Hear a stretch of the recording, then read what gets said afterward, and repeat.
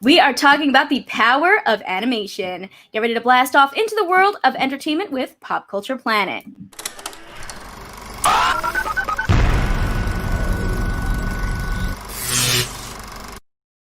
Hello, and welcome to a brand new episode of Pop Culture Planet. I'm your host, Kristen Maldonado, and each week we are joined by incredible experts for analytical pop culture discussions. And in this episode, I am thrilled to be joined by Rachel Wagner of Rachel Reviews and Ronald E. Smith. How are you guys doing? Welcome. Doing good. How are you? Good. I'm so glad you guys could join me today, this lovely Thursday. Rachel, I love your background. I feel like we're at the movies. Yeah, we can't go there in real life. At least we can pretend, right? Yes. Oh, that's good. Now, we usually start out the podcast diving into everyone's entertainment origins. I'd love to hear a little bit about, where your love of pop culture came from, what you guys do. Just introduce yourselves. Tell us a little bit about yourselves. Rachel, you want to start? Yeah. So I've always loved movies and television, and particularly animation. It's always been my favorite.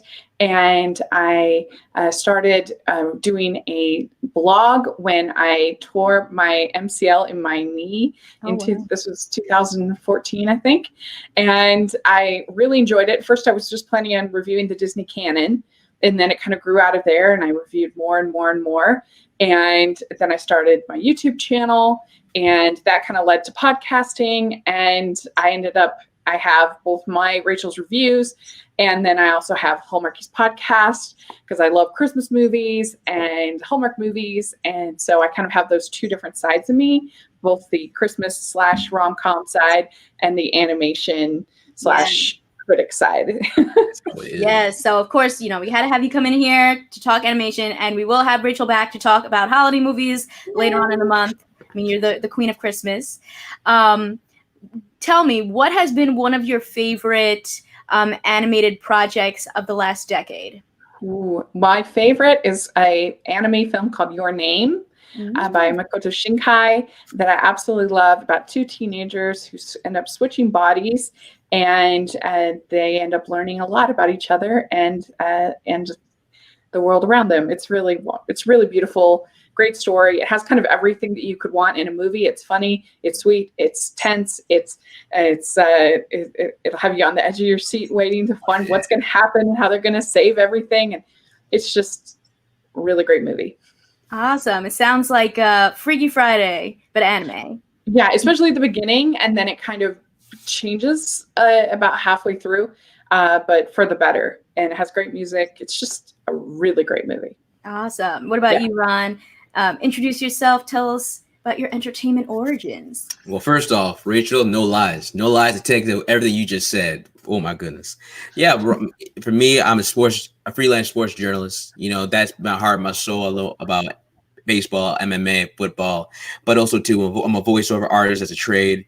And for fun, for love, I love reviewing film, especially, too, about animation. Animation is my heart, my soul. I love about it. It's just something about it that just really sucks you in and just really just leaves you in. And look, I think all of us are kids at heart. You never leave that side of you. And as we could go in ages, the different spheres that come around it and the advancements of it always shocks me. And also, too, I love talking with good people. The people right here I had good talks with. Yeah, so I never get tired of that at all. Now, same question for you, Ron. What has been one of your favorite animated projects of the last decade? Oh, man. Oh, man, that's hard. But I will never get tired of talking about this movie at all. It's an anime film called Wolf's Children. It's a film that really hits home. So when you watch it, it's because I always say when people ask me about it, it's just about a mother's love for her children. Raising two kids who are not only half human, they're half wolves, and watching their growth and watching of a coming of age film from two children going in different directions in their lives, and watching a mother trying her best to raise them. You can watch it as an anime film, but just also relate to it as a person who has watching how your parents deal with growing up and just saying goodbye, and it hits. Like, it really hits home every time you watch it. Oh man, you guys are like making me feel like I need to go check out some more anime. Yeah, We'll get into that. It's so good. I really think it's a good gate. I think both Your Name and Wolf Children, I think, are good kind of gateway films into anime. Nice. Very cool. So, another one I would recommend, I mean, everybody loves this movie, but I think Into the Spider-Verse was incredible. Just the animation alone was so dazzling, and the story, and had so much heart, and it was just a game changer. Oh, nice. Yes. I think I feel like that was like everyone's favorite movie last year. It was just like Into the Spider-Verse. It was so good. Yeah. So good. Now so our topic today, we're talking about the power of animation. I'd love to hear from you guys. Why do you love animation so much? Well, I love animation because I think it's the most true art form of any kind of film. I mean, it's literally somebody's drawings, whether it's in a computer drawing or a hand-drawn drawing. And I mean, I understand that photography is also art, but there's just something, it's like it takes it to this next level when it's literally somebody's art. And I think it's so beautiful, and there's so much variety. And I mean, I think part of also why I was drawn to it originally was because it tends to be more family friendly, and that's more my jam. But there's also variety. It's not only for kids. There's all different kinds of animation, and but I don't know. I love the medium. I think it's so powerful and has so much to offer as far as all different kinds of movies, whether it's your comedies, your dramas, your musicals. They kept musicals alive for like 20 years. Yeah. And so, yeah, I just love it.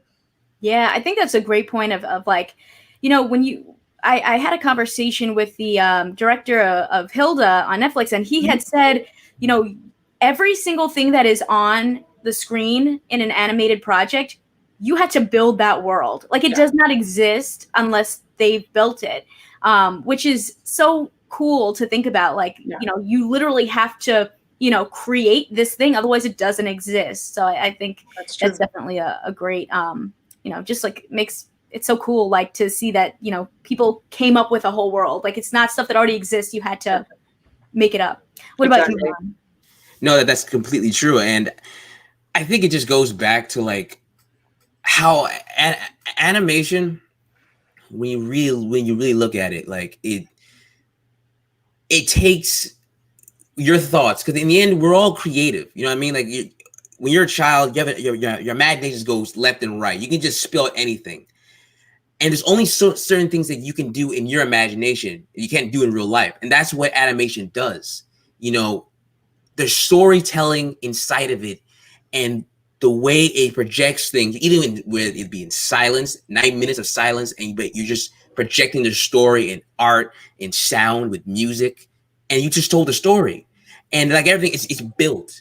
A whole team is building everything, from the directors, from the storyboard artists, from the voiceover artists. It's a whole empire of just Jenga being held up until finally it's stopped at the top.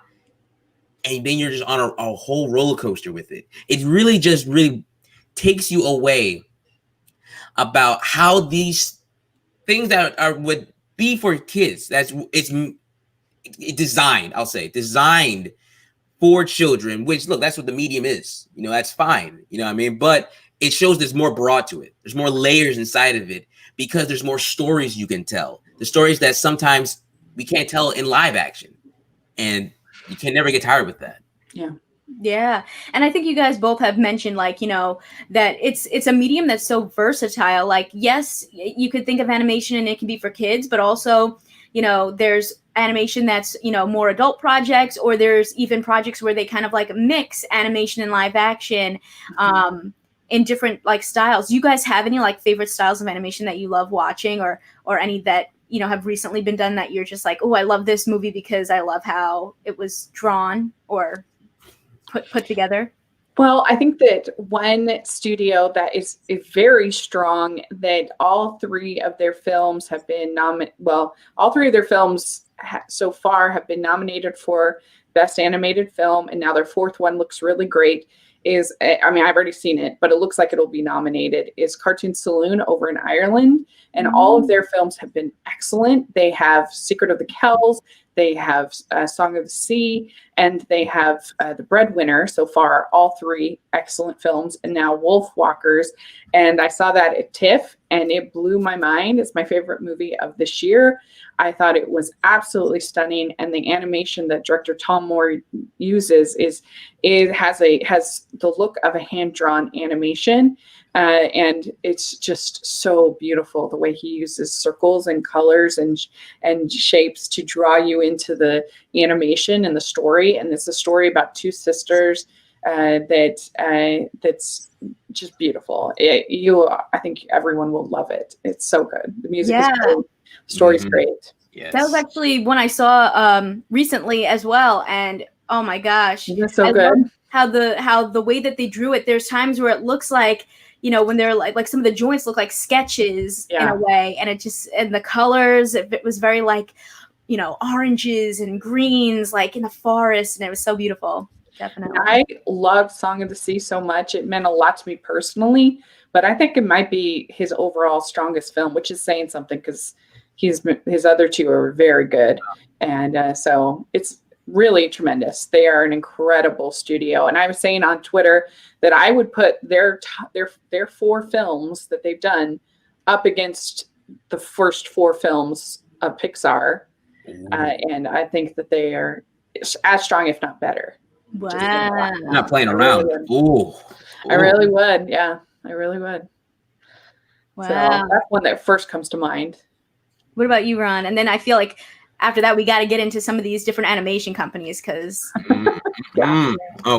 Well, the one that really, I guess, at the top of my head that just really I remember about it is the show The Dragon Prince, and because it's a show that I know a lot of people I saw like on the internet that it was very hard to get into because the style of it was very hard to get into because it was, I believe it was 2D with a background of 3D. And it was very, very hard to do. Everything felt kind of choppy, but once I 100% believe after the first season, everything just went off because everything flew better. The motion of the characters, especially the dragons, the way the elves, I believe the elves, and just the background, the atmosphere, in the mountains, the skies, it really drew me inside of it. And also too, look, the music of it really captivated me. And I always say this, if the music can catch me, I'll be the first one to go on YouTube and just listen to it forever. Like no matter to the end of that. Yes. Yeah, I think one recently going along with the music and the animation that I think was just really beautiful was Over the Moon. Mm-hmm. I loved seeing like the traditional like designs that they did of like, you know, the Chinese culture and everything, and it was so colorful and beautiful, and the music was awesome. So I love that too. It gave me 90s Disney vibes. I was all like, ooh, back there. I feel like Netflix has been doing some like, you know, pulling some Disney people lately to have some. They knew they were doing. They didn't want to bring us back over there. Yeah, with that, with Julie and the Phantoms, that definitely had Disney vibes. I was like, wait, am I watching Disney Plus or Netflix? And really quick, I'm going to bring up a comment from a new viewer, Daniel Skinner, who says that his 2 favorite animated films of all time are The Prince of Egypt as well as Studio Ghibli's Spirited Away. He's an anime fan as well. And he asked if I've seen them. I actually have not seen those, so I think I need to. Those I did a few years ago. I did my top 50 animated films of all time. That was very difficult, but those made my top 10. So good, very good taste. Oh, so what was your like top like 3? So at the time I had Your Name hadn't come out yet when I did this, so this was a while ago, and I had Up is one of my favorites, and I have Little Mermaid and Spirited Away, I think, were my top 3, and then Beauty and the Beast. Then I have Song of the Sea in my top 10. I have I have Prince of Egypt in my top 10, and Secret of Nim is one of my favorites. That was also my top 10. I'd have to have it out to remember the rest. But yeah, those are very, very good. I love both of those films. So that's very good taste. Awesome. Now, well, so I'd love to hear what you guys think about some of the different animation, studios that are out there and what they're doing. Pixar, Disney, DreamWorks. We got Studio Ghibli. I feel like Cartoon Network and Nickelodeon are doing really cool things as well. Do you guys have any thoughts? Well, so Pixar, I think that people are very tough on them. I think that they have made mostly really, really excellent films. They really don't have one that I hate. I think all their films are watchable. Cars 2 is probably their weakest film, but for kids, I think it's fine. Yeah, I liked Onward this year. I thought that was a sweet movie, and they always bring those feels, and I've liked pretty much every movie they made. And then you have DreamWorks, and I'm a bit hit and miss with DreamWorks. Their comedies tend to not be my favorite. I was never that into the Shrek movies or the Madagascar movies. Just not my favorite kind of humor. I think that Shrek 2 is probably the best, and I really like Puss in Boots. I think he's a great character. But I don't know. I just don't tend to love the DreamWorks comedies, but their dramas, I really love. I love Prince of Egypt. I love Rise of the Guardians. I really enjoyed Abominable last year. I thought that was really good. Underrated, underseen. And so, it just depends on the movie for me with DreamWorks. I also, what else was it? Blue Sky. I really appreciate they continue to take risks and try different things with their properties.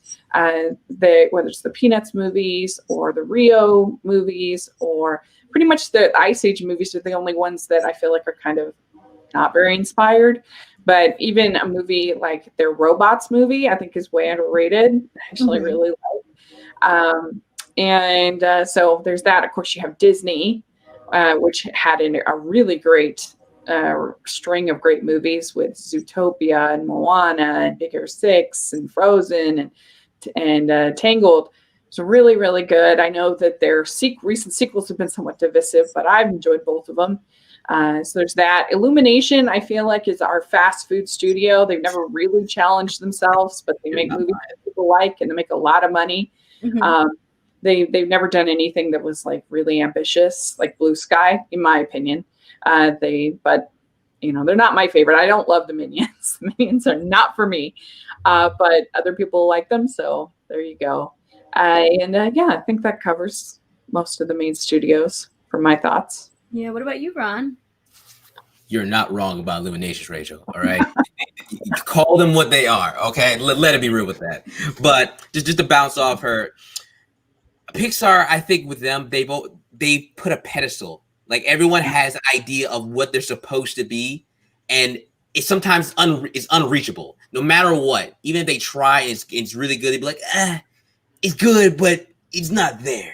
And I think that's with me with Pixar, because it's hard for me to talk about films that I don't like. It's probably a lot of them, the early ones, I think they did Ants, and Bug's Life. Okay, thank you. But Bug's Life, it was fine. It didn't do anything for me.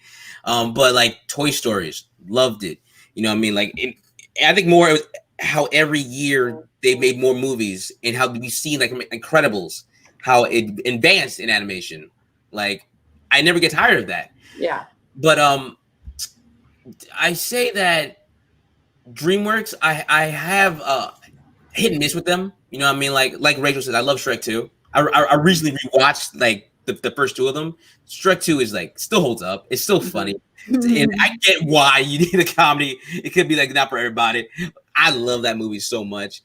But the third one and the rest after, I felt it just didn't do it for me. After that, How to Train Your Dragons, those were the tier for me for DreamWorks. Those films really, to me, shows that what they can do if they put 110% on their work. And I know a lot of people on the third one. To me, it's kind of the weakest, but that's just a lot that all three of them are good. Yeah, I agree with you there about the dragon movies. I think they were all solid. I enjoyed all three. And I enjoyed all 3 Kung Fu Panda movies. Mhm. Like those were all pretty solid. Yeah, and that just shows that Dreamworks is gonna look like as like the Disney Junior or more of that Disney Light. They'll look at them and be like, "Oh, you're over there, but you're not Disney," which is a shame because they do deserve their respect. Unlike over there with Illuminations, I can't. Okay, there's none about it that just gives me no love for them. They know their audience. Okay, they know their target audience and what they want and what they'll give. And what are you gonna do about it? The Illuminations. I'm sorry, the Minions are gonna give them money. I like Despicable Me 1. I dug it, but I thought the other 2 just weren't hitting with me at all. I felt that the characters got weaker as it went on. But I think a studio 2 that I fully enjoy, and I can't wait for his next movie, Hayao Miyazaki's Studio Ghibli. The Studio Ghibli films, really to me, and I'm more upset that I got late on them because they are to me the tier of animation films. Yeah. It shows me what we're afraid on our side of the world to do, and I feel that Studio Ghibli films take a little bit more risk and tell more coming-of-age films, and they really dig deep about that. The music is way into it because it kind of shows itself into the story, and everything connects for each character. And if anyone asks me, well, I love Disney. Disney is never gonna let me go. They got my money till the day I die. But Studio Ghibli is number one. Studio Ghibli is really the standard of excellence. Definitely in anime, and everybody else is kind of trying to make it. I mean, I'm wearing my Totoro shirt today. So, there it is. I love Studio Ghibli, and almost all their films are just absolutely excellent. And they have such an honesty and a vulnerability to their characters that really makes you fall in love with them. And the music is so good. Most of them are done by a man named Joe Hisaishi. And the fact that the Academy has never recognized him is an absolute disgrace because his scores are so beautiful. There's other little studios that produce great work like Laika. Their films tend to be really fun. Also, you have Aardman, which make really fun claymation, stop motion animation, and theirs are usually really fun. They did Shaun the Sheep Farmageddon this year, which was fun. Still one of my favorites of the year. And so there's lots of. It's really cool because back when I was growing up in the 80s, way long ago. You were lucky to get a couple animated films a year, and that was it. And now, I mean, there's just so many, even in 2020. It's incredible. Yeah.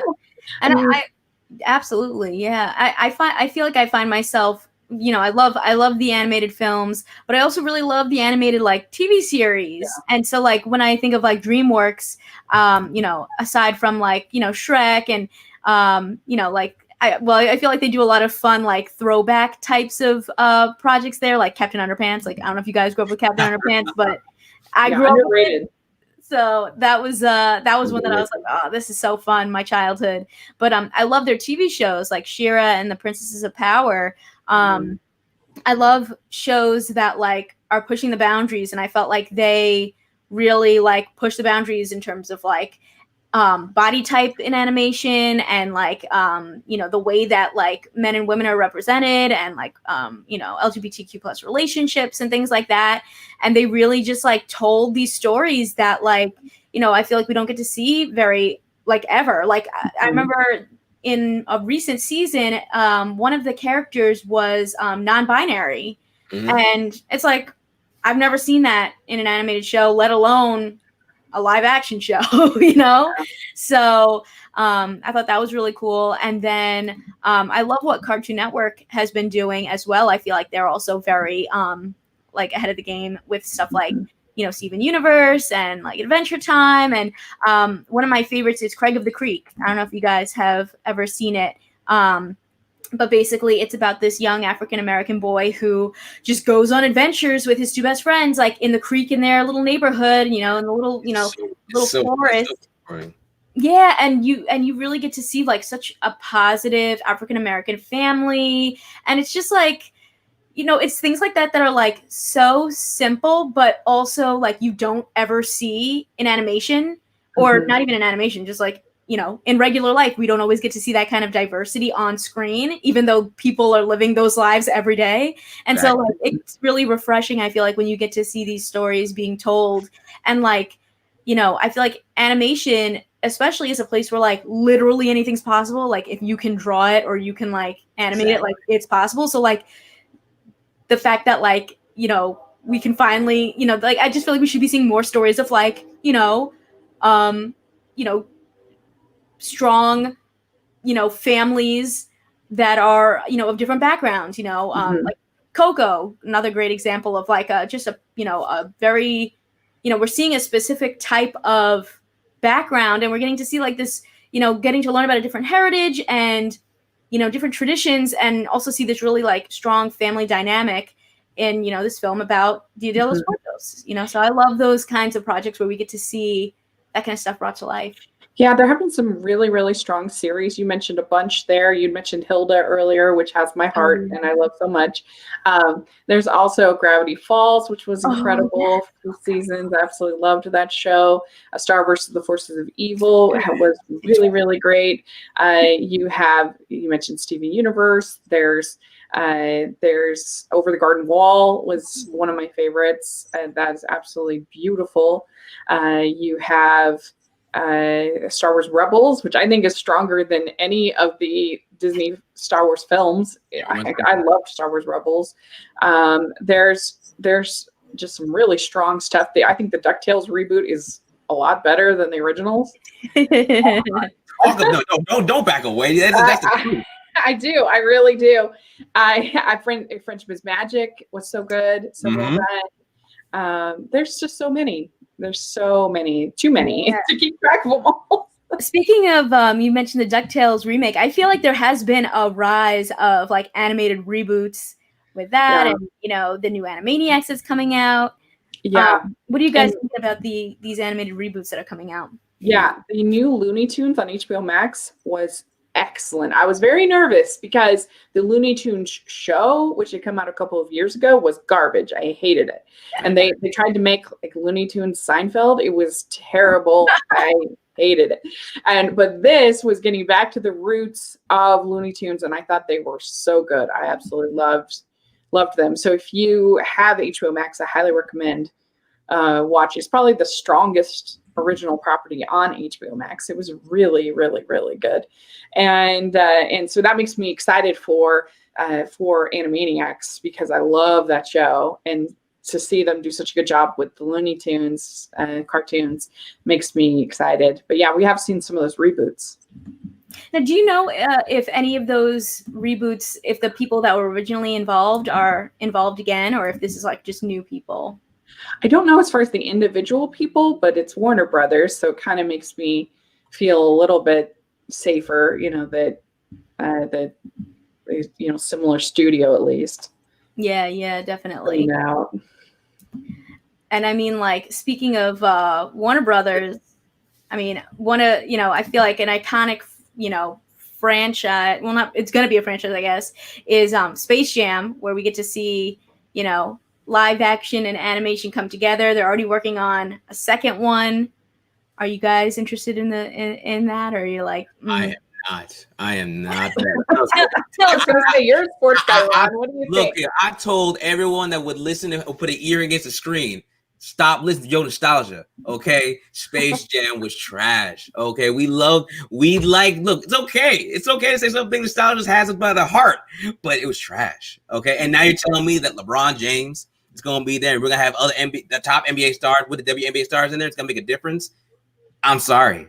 Okay, if it's gonna be just the same type of taste, you ain't gonna grab me. Okay, there's nothing about it's gonna get me to love you. Okay, so it's gonna be the same old thing. No, thank you. In fairness, LeBron has proved himself in several different roles. Like he has, he's not totally green, which is. He's better, I guess, but yeah, the original Space Jam is not great. Yeah, I rewatched it relatively recently, and I was kind of like, a little bit struggling to get through it. I feel like what's really the takeaway from it was like them actually playing the basketball, just like the scenes, and like them wearing the Toon Squad outfit. Like that's really, and then like the songs. Yes, I like the Space Jam song. Exactly. Yes, and we like seeing the Looney Tunes. Like we just like seeing them do their things. But we bring in Michael. I'm like, Michael, I just don't care, bro. I just really don't care. Just watch the shorts. They're so good. That's so funny. Oh, but if I could, Christian, I just want to if I could bring it back a little bit. Yes, just to bounce off Rachel, what she's talking about, the reboots. I know a lot of people are always scared about that. When remakes and reboots of your favorite franchises are made. Granted, we've seen that with Teen Titans Go and the Pop-Up Girl 2016. But just like you said with the new Looney Tunes show, and I think a lot of it also began, in my opinion, with My Little Pony: Friendship is Magic, because you could tell where the heart came from. Lauren Faust created it, and when you could tell when the people who are putting their hands in the story of these characters of old franchises that you could tell that no one cared for, because like My Little Pony, She-Ra, Voltron, have those franchises were so back. You wonder what in the world can you do to bring it to this generation and advance it, because there's so much you can do with it. They fleshed the characters out. They gave them depth. You gave the story something that people of all of us to be invested in. And because of that too, fast forward, we've seen a lot more with that. She-Ra, DuckTales, like all of it shows that we can do this. That's why we're so excited for Animaniacs and not Looney Tunes, dang it. Tiny Toons. There we go. Yeah. Tiny, because we're happy for them coming back, because we see that the hands that's going to be given to it is in good hands, and we can tell that it's going to be going in the right direction. But I will always say this: Powerpuff Girls could have worked. It could have worked if someone that really, really cared about it and not chopped the legs off at the end. But that's my opinion. I got nothing to say. Well, I mean, I guess they're going to try it again, but live action. So we'll see what happens with that. Exactly. We'll see what happens with that. Another project that I really liked recently was that show on Amazon Prime, Undone, with the rotoscoping. I thought that was really cool, how they like literally filmed the people acting out the scenes, and then they like rotoscoped drew on top of them, and then they were able to kind of take like a story that would maybe have been like just live action and add this like fantastical element of like sort of like, I guess it was sort of like time travel or something like that, some kind of mystical thing happening on top of it. I thought that was just a really good use of like combining those like kind of elements that we said of like animation, where like you can literally do anything, but with like a grounded kind of story. I don't know if you guys have checked that one out, but I haven't seen that one, but I have seen other projects. Like if you want to see an interesting film, try Waking Life by Richard Linklater. That is a similar rotoscoping style. There's also an interesting one called The Tower, which is really good about this. It's an adult animation about this school shooting that happened in Texas with this man up in this tower, and it shows all of the different people that were involved and how they eventually are able to get him down, because he was there with a sniper, just and it's really well done. I highly recommend it. Ooh. Yeah, I love when we see like different types of animation being done that you just wouldn't expect. Have you guys got to check out Jingle Jangle yet? I have. Are we allowed to talk about it? Is the embargo? I'm not. Go ahead and talk about it. Go nuts. Sure. I was just saying the embargo when it was up today or yesterday, and we won't talk about the plot, but they had some really cool like animatronic looking like animation that I thought was so cool.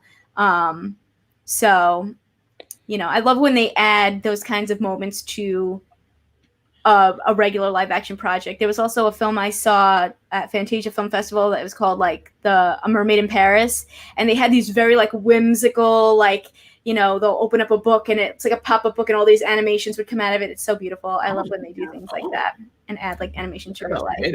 I like that. Mm-hmm. There's what's it called? All this in my brain. Alita Battle Angel, right? Yeah, that one had a lot of animation, and also Mary Poppins Returns. I really loved it. I know not everybody did, but I really enjoyed it, and the animation was so fun in it. And so you definitely can have some of those live action. Jingle Jangle, I was a little bit disappointed in. It wasn't quite what I wanted it to be, but the animation was kind of fun.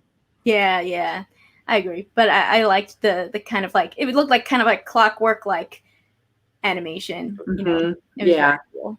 That was fun. You have something like Tintin, which is the motion capture animation. But it's so well done, and the energy and the movement and everything. I love that. Yeah, absolutely.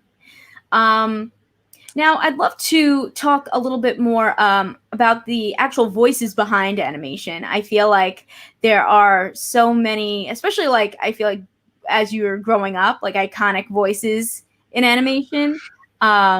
I mean, the first ones that come to my mind are like Tom Kenny as SpongeBob or Cree Summers, who is literally, I feel like, everyone's childhood as Super Carmichael and, just like a million other characters. So I think it's so cool when people just have like such a distinct voice that they become like the voice of your childhood. And I feel like actually we're seeing a lot of those voice actors now, like moving over to TikTok. And then it's just like you randomly see like E.G. Daily, like, I'm Tommy Pickles. And you're like, what? It's like crazy. Do you guys have any, just like favorite voice actors that you feel like, have maybe kind of impacted your childhood of just like you just always heard them in projects? Well, I mean, Jodie Benson's very iconic for me as the voice of Ariel. I love her so much. Also, Tara Strong, she has done so many incredible voices. Twilight Sparkle and Raven and so many great voices. And then, I mean, someone like, even if it's just a one time, you have Rob Williams as the genie. It was so iconic. All the Toy Story actors, incredible. I love Antonio Banderas as Puss in Boots. It's one of my favorites. There's so many great iconic vocal performers. I think it's cool also when like a voiceover performance can kind of like catapult someone into fame. I feel like that happened with in Moana with Ale Kavala. Yes. I feel like, that was her first project. And then like now she's gone on to do so many really cool things. Even not that this kind of catapulted her to fame, but maybe to more like bigger fame.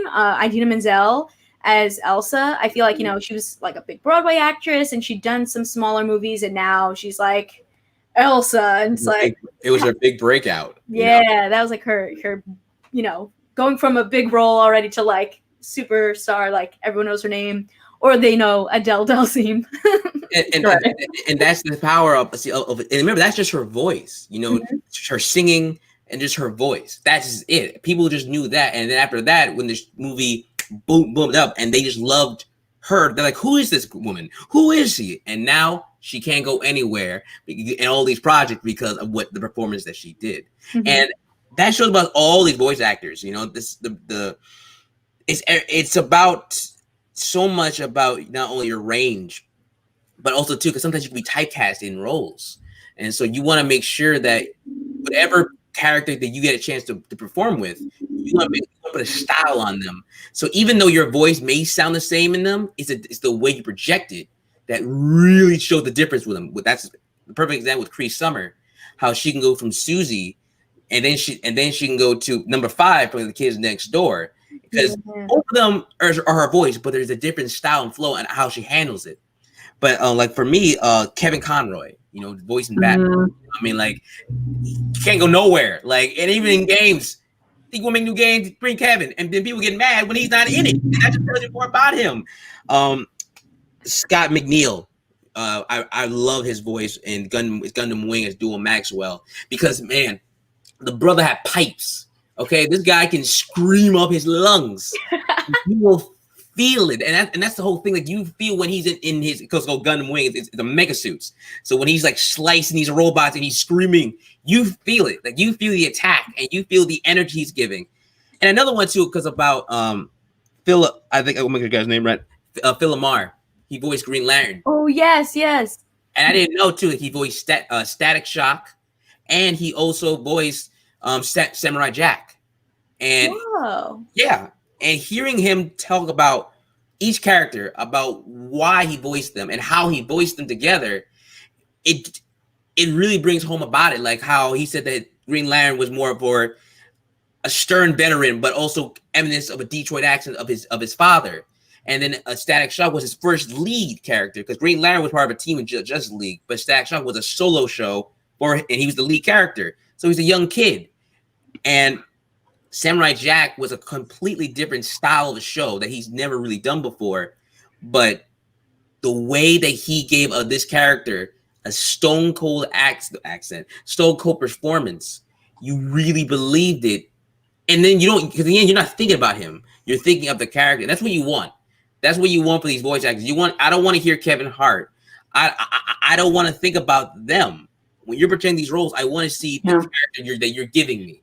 The worst example of a really distracting celebrity voice, if you ask me, was in DreamWorks Home, where they have Rihanna playing this little girl. And it just did not fit at all. You're like, how old is this character supposed to be? What is going on? It just didn't sound right. And then you have Jim Parsons playing this alien, and it's just distracting. It does not work at all. And maybe it's too bad because he's so defined as a particular character that it's tough. And so that's one of the worst ones, where the celebrity voices just stuck out so much. Also, I think in A Shark's Tale, I think that one you have Will Smith fish, and it just sounds weird. And there's a lot of voice acting in that one that's just like, what? Why is Martin Scorsese in this? What is going on? Yeah, maybe it's like when you go for the name only, then it kind of can like take away from the actual performance, you know? Yeah. And that's one great thing about Pixar, is that they do make sure they have the right voice, not worrying about the celebrity voice as much.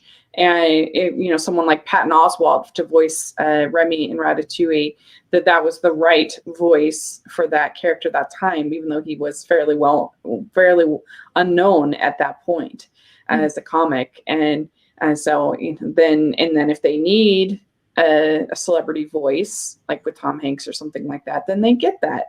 But it's not a necessity, and because it can be really exciting.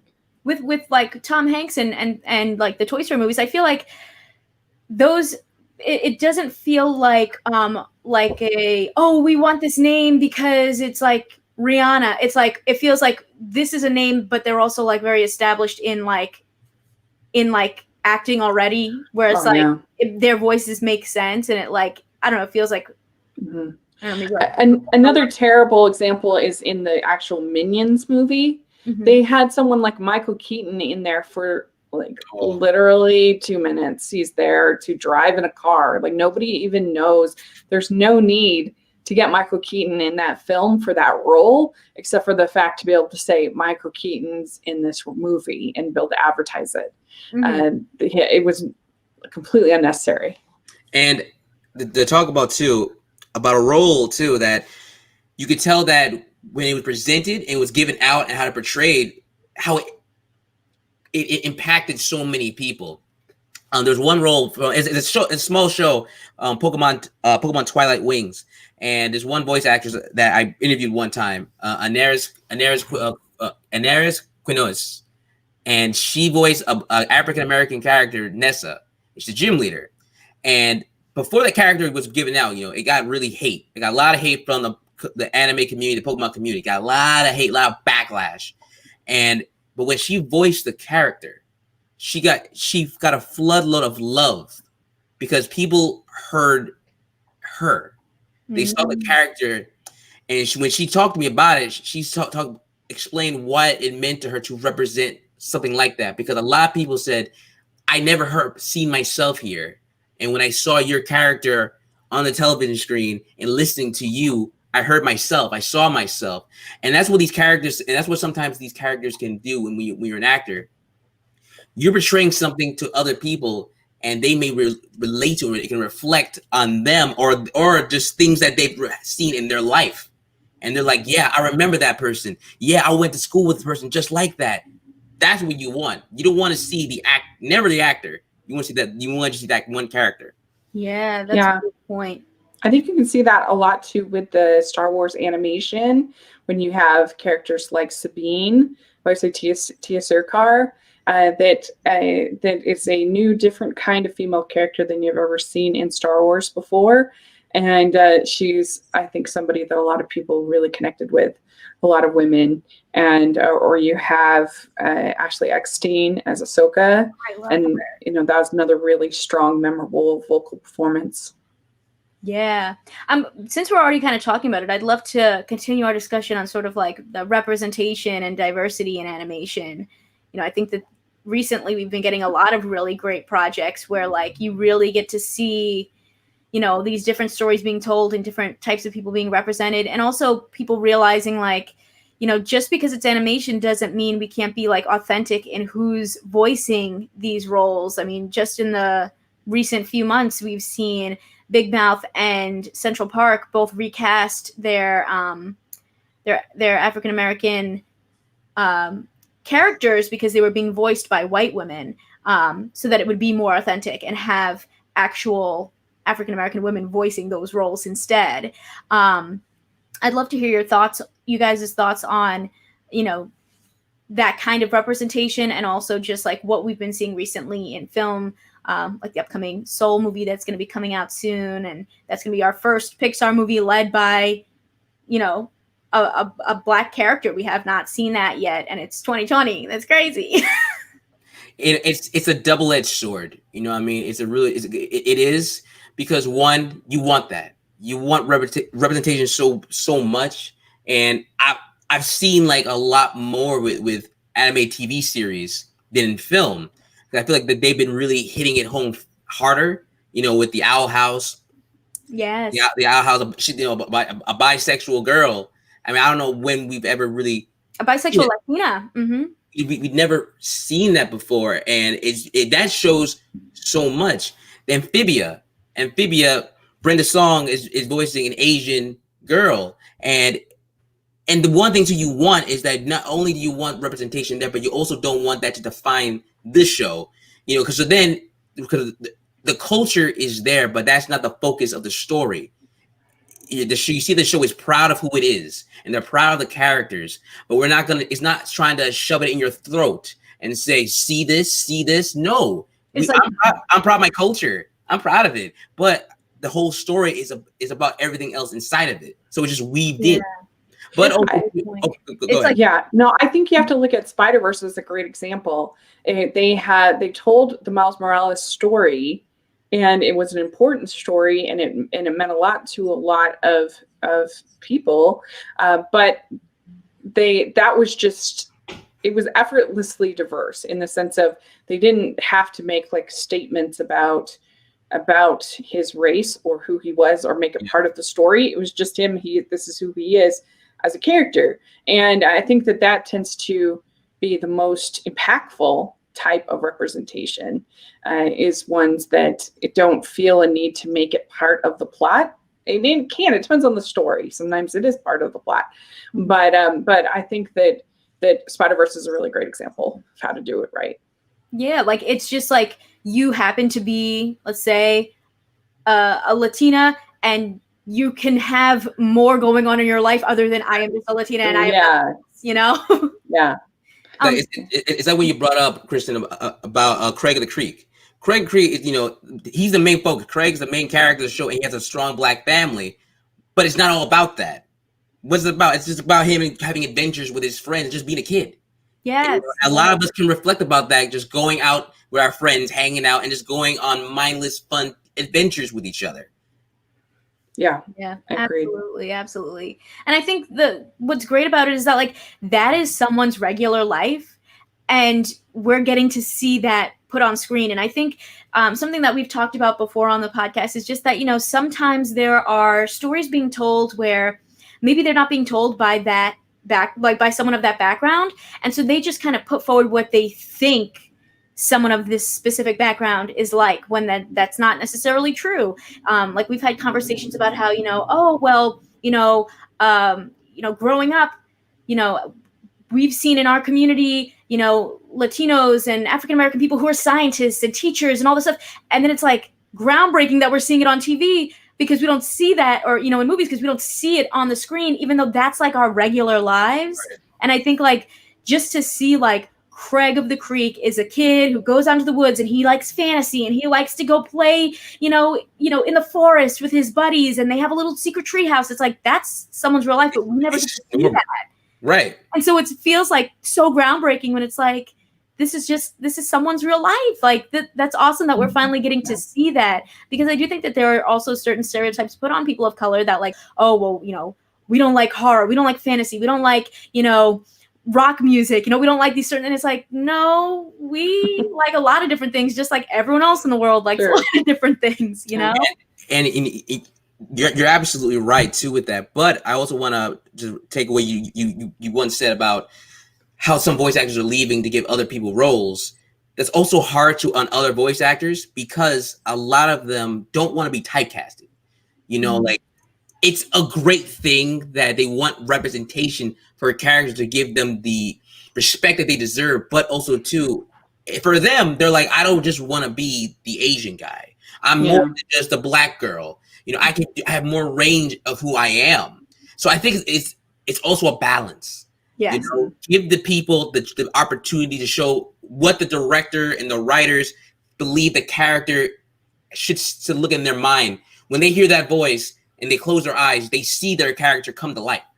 And that's what you want. That's what you really want to see in it. The only difference is when you feel that they're only doing that. They're never giving these people a chance to show what they got. That's the problem. Yes, yes, absolutely. Because it's like, yeah, you could have, a person playing any type of role, because, it is just your voice. But the problem is like when people already don't have enough opportunity and then they're getting passed over for, the same type of people. It's like, like you said, give people the opportunity to play people like themselves, but also, anything, as people of color who don't always get opportunities because we're kind of like pushed to the side a little bit when it comes to certain situations. Like Cree Summer should not have to be the black girl on every animated show. Like, it's crazy to think about that. She said she voices like every black animated girl. That's a lot. Yeah. And that says that there should be more opportunities for more people because don't act like there aren't any. When they say we can't find any, you just didn't look. Because there are people begging for the job and saying, I'm here, give it to me and I'll knock it out the park. And so that's all you got to do. Yes. Preach. Yeah, that's what I'm talking about. That's all you need to say. Guys, this has been such a great conversation. So to wrap things up, I'd love to hear from you. One, if you have any other final thoughts, and also if you have any other animated projects that we need to look out for this year, or that you're anticipating, or that we just need to watch. I'd love to hear from you.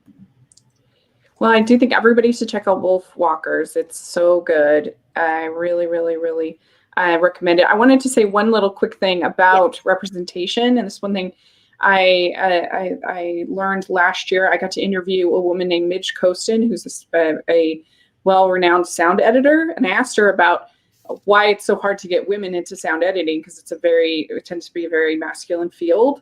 And I thought what she said was really important. She said, I used to think it was nefarious before I got into the business, but that's not what happens. In reality, you work long days, and sometimes it's easier to pick people they feel more comfortable with or have experience with.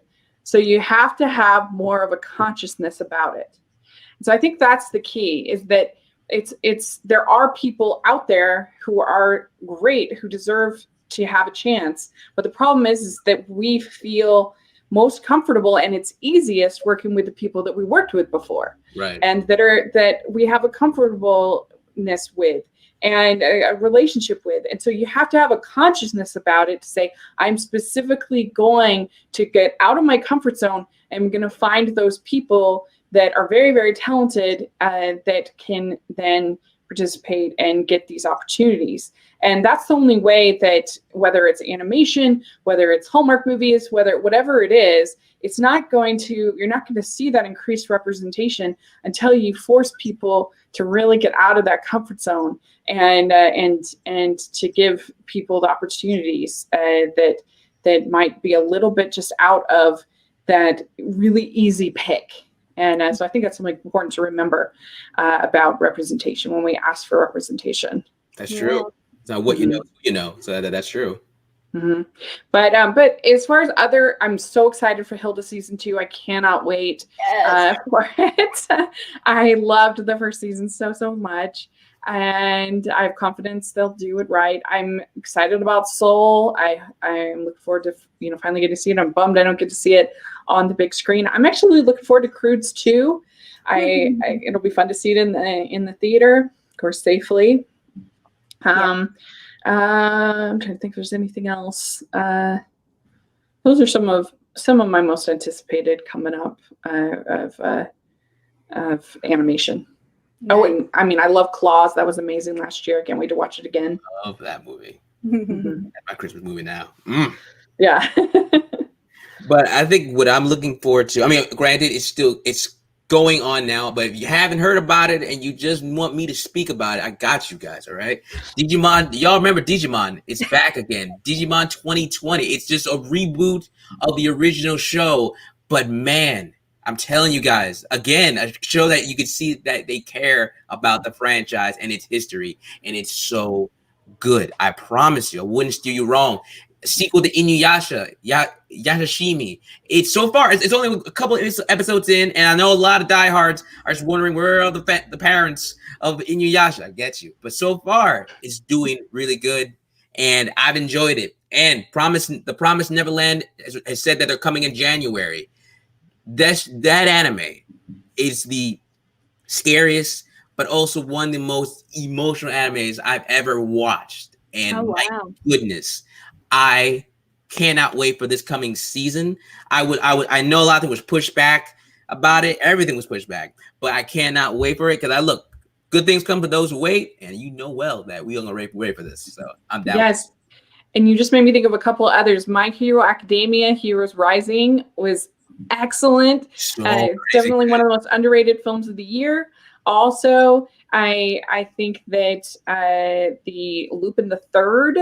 The first, it's called, was really good. The animation was beautiful. It was a really fun adventure. If you like the Lupin series, you'll love it. It's really cool. So those are two others I thought of. Nice. Yeah, a couple I'm excited for. Obviously, Hilda season 2. Cannot wait. And also some that are hopefully coming in 2021. Sing 2. I'm a huge Tori Kelly stan, so I just want to hear her sing more. When I saw that movie when it originally came out, I remember just sitting in the theaters being like, if I was a little kid, even as an adult, I was like, just because her voice is so crazy, but I was like, if I was a little kid, this would change my life. Just because her voice is insane.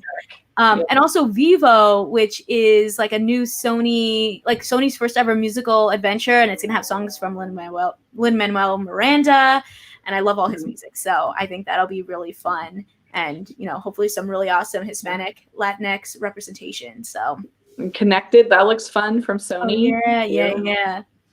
So thank you guys so much for joining me. I really appreciate you taking the time out of your days to come and hang out with me here. You can find all the information and links to Pop Culture Planet and our guests below. But if you want to follow Ron and Rachel, do you guys want to share where they can check you out? Yeah, you can find me at Rachel's Reviews, all of our social media, iTunes, YouTube, and on Rotten Tomatoes, so check that out. Also, I am at the Hallmarks Podcast, so you want to check all that. We do weekly interviews. We have recaps of all the Christmas movies, so definitely check that out. It's really fun. Yes, I'm like in Christmas mode right now. Yes. If you're in a Christmas spirit right now, you definitely got to check that out. And what about you, Ron? Well, if y'all want to check out my good stuff and good work, all right, check me out on Instagram at Ron_Smith10. And you want to see my good talks with some good people, with these good people above me right now, you see my name, Ronald E. Smith. All right, come up there, sit down, have a good drink, and you're gonna have to listen to some good chats. Yes. So Awesome. fun. If you guys are interested in following the podcast, you can pretty much follow me everywhere at KMaldo, or the show at Pop Culture Planet Podcast on Instagram, or at Pop Cult Planet on Twitter. You can catch new episodes of the show every Thursday at 6:30 p.m. EST. And if you watch the live video version of Pop Culture Planet on my channel, youtube.com/KMaldo, you can join in on the conversation in real time. Episodes will also be available on all of your favorite podcast listening platforms, Spotify, Apple Podcasts, and more. And if you enjoy the episodes, consider subscribing so you know when a new one is posted. Rate and review this podcast and share it with your fellow pop culture